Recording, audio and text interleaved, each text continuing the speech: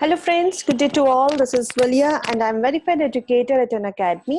So friends, आप लोगों का नेट का कोर्स चल रहा है जिसमें मैं एजुकेशन आपको कवर करा रही हूँ जैसे नेट के हिसाब से। आपका पेपर है 2 मई से स्टार्ट होने हमारी नेट के शिफ्ट्स। सो इसमें हम लोग रिसर्च का काफी पार्ट कवर कर चुके हैं। आज जो हम करने जा रहे हैं वो है स्टेप्स इन हाइपोथेसिस टेस्टिंग। सो फिर स्टार्ट करते हैं हम आज का लेसन। मैं अकेडमी पे टेट कैटेगरी में एजुकेटर हूँ। अगर आपको मैंने कुछ सीडीपी की क्लासेस ली हुई हैं जो कि एजुकेशन में साइकोलॉजी में आपके लिए काफ़ी हेल्पफुल हैं। तो अगर आप वो देखना चाहें तो आप यहाँ स्पेशल क्लासेस पे जाकर मेरी स्पेशल क्लासेस देख सकते हैं जिसमें मैंने काफ़ी पार्ट कवर करा रखा है, काफ़ी थ्योरीज करा रखी हैं, कॉलबर्ग्स की, पियाजे की, और काफ़ी क्वेश्चन भी करा रखे हैं उससे रिलेटेड। और ये मेरे फ्री लेसन हैं जो कि साइकोलॉजी वाले स्टूडेंट्स के लिए काफ़ी बेनिफिशियल होंगे एजुकेशन में, क्योंकि साइकोलॉजी हमारा 3rd यूनिट आता है जो कि काफ़ी पार्ट कवर करता है। उसके अंदर ही काफ़ी पार्ट कवर करते हैं।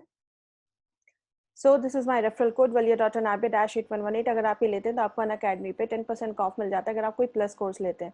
और अगर आपको स्पेशल क्लासेस के लिए भी रेफरल कोड की जरूरत पड़ेगी तो आप ये लगा सकते हैं, वहां जाके आप मेरे फ्री लेसन देख सकते हैं।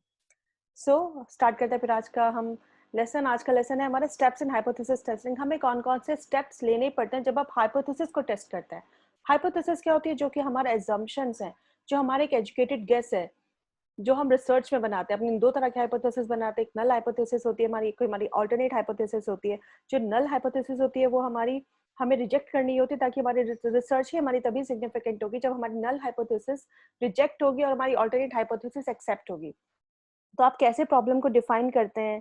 कैसे आपको सबसे पहले अपना पता होना चाहिए कि आपने क्या प्रॉब्लम ली है जिसके ऊपर आप हाइपोथेसिस बना रहे हैं। फिर clearly state the null and alternate hypothesis. फिर उस प्रॉब्लम के अकॉर्डिंग आपको अपनी नल हाइपोथेसिस को बनाना है। नल हाइपोथेसिस को आपको इस तरह से बनाना है, फॉर्मुलेट करना है कि आप लास्ट में वो आपकी रिजेक्ट हो जाए, और ऑल्टरनेट हाइपोथेसिस को इस तरह से बनाना है कि वो आपकी लास्ट में एक्सेप्ट हो जाए ताकि आपकी रिसर्च सिग्निफिकेंट हो।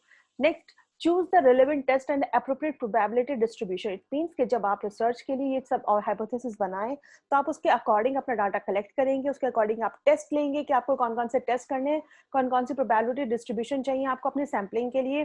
फिर आप अपनी क्रिटिकल वैल्यू को चूज करेंगे, डिटरमाइन करेंगे सिग्निफिकेंस लेवल को। फिर हमारी जो वैल्यू आएगी फिर हम उसको कंपेयर करेंगे स्टैटिस्टिकल क्रिटिकल वैल्यू से।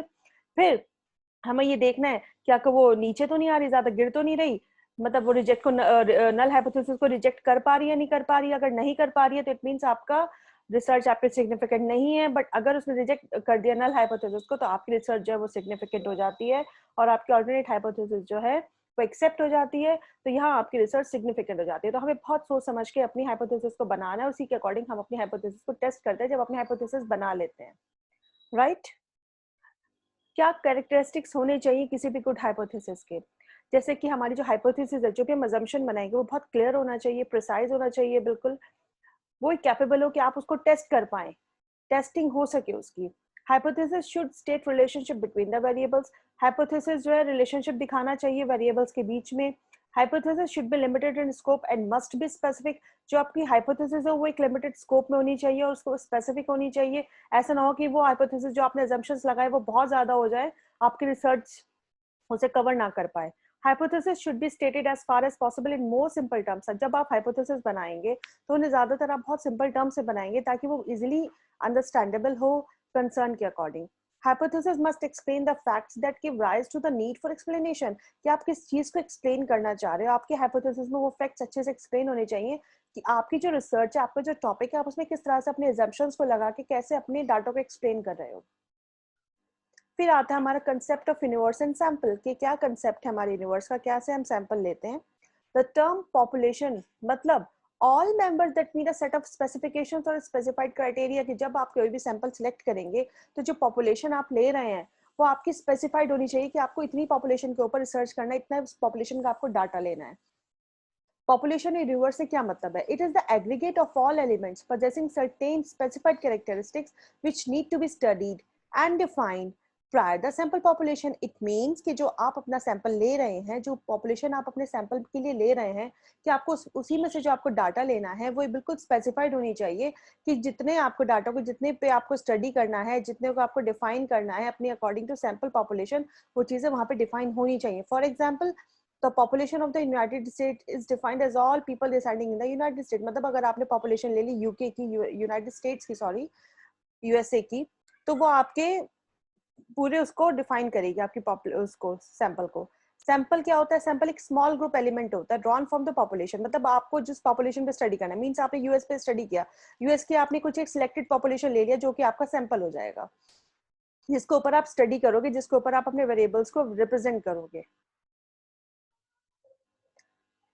Sometimes it is not possible to examine all items in population, मतलब ये हर बार पॉसिबल नहीं होता कि जितनी पॉपुलेशन आपने ली है आप सबके ऊपर एग्जामिन कर पाओ। It may not require going for census, comparatively sampling method is economic. तो फिर हम क्या करते हैं, जब कई बार होता है हमारी पॉपुलेशन बहुत बड़ी है, डाटा बहुत बड़ा है और हमें बहुत सारी चीजें निकालनी है, एजम्पशंस लगाने हैं, सब चीजें कवर अप करनी है, हम अपनी सैम्पलिंग मेथड को अपने अकॉर्डिंग इकोनॉमिकली सैम्पलिंग कर लेते हैं। अब सैम्पलिंग बहुत तरह से कर सकते हैं हम, प्रोबेबिलिटी सैम्पलिंग होती है आपकी, नॉन प्रोबेबिलिटी सैम्पलिंग होती है। अब assumptions हम क्या लगाते हैं, sample should represent the population, जो आपका सैंपल है वो आपकी पॉपुलेशन को रिप्रेजेंट करना चाहिए, वो आपकी रिसर्च प्रॉब्लम के अकॉर्डिंग होना चाहिए। Sample should have all variables population under study, जिस पॉपुलेशन को आप ले रहे हैं, जिसका आप सैंपल ले रहे हैं, वो आपके सारे वेरिएबल्स के ऊपर स्टडी होना चाहिए, इतना होना चाहिए जिसके ऊपर आप अपने सारे वेरिएबल्स लगा सके। Size of sample should be sufficient to represent the population, जो आपका सैंपल का साइज है, जो आपने पॉपुलेशन से सैंपल लिया है, जिसके ऊपर आपको रिसर्च करनी है, जिसके ऊपर आप हाइपोथेसिस लगाएंगे, वो एक सफिशिएंट होना चाहिए, ना तो वो बहुत कम होना चाहिए, ना ही वो बहुत ज्यादा होना चाहिए। हमारे क्या ऑब्जेक्टिव्स होते हैं सैम्पलिंग के, क्या उद्देश्य है हमारा सैम्पलिंग का? To obtain accurate and reliable information about the universe, हमें ऑब्टेन करनी है बहुत एक्यूरेट और एक बहुत रिलायबल इन्फॉर्मेशन होनी चाहिए हमारे पास अपने यूनिवर्स की, अपनी पॉपुलेशन की। हमें कॉस्ट को भी मिनिमाइज करके चलना है, ऐसा ना हो कि हमारी पॉपुलेशन पे बहुत कॉस्ट लग जाए, हमें टाइम को भी बचाना है, हमें एनर्जी को भी बचाना है, अपने एक्यूरेट रिजल्ट्स भी हमें लेके आने हैं, उनकी लिमिट्स को भी हमें सेट करना है। अब आते हैं हमारे कुछ कैरेक्टरिस्टिक्स गुड सैंपल के, जो आपका अच्छा सैंपल होगा उसके क्या कैरेक्टरिस्टिक होते हैं। जो हमारा सैंपल डिजाइन है, must result in a truly representative sample, वो बिल्कुल एक रिप्रेजेंटेटिव सैंपल जो है, ट्रूली मतलब रिप्रेजेंट होना चाहिए।